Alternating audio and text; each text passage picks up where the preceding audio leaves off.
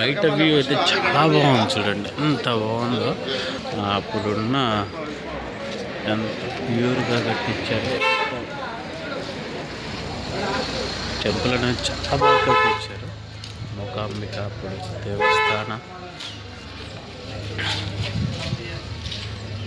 Shops అయితే చాలా బాగుంది. కాంతరగడ్డ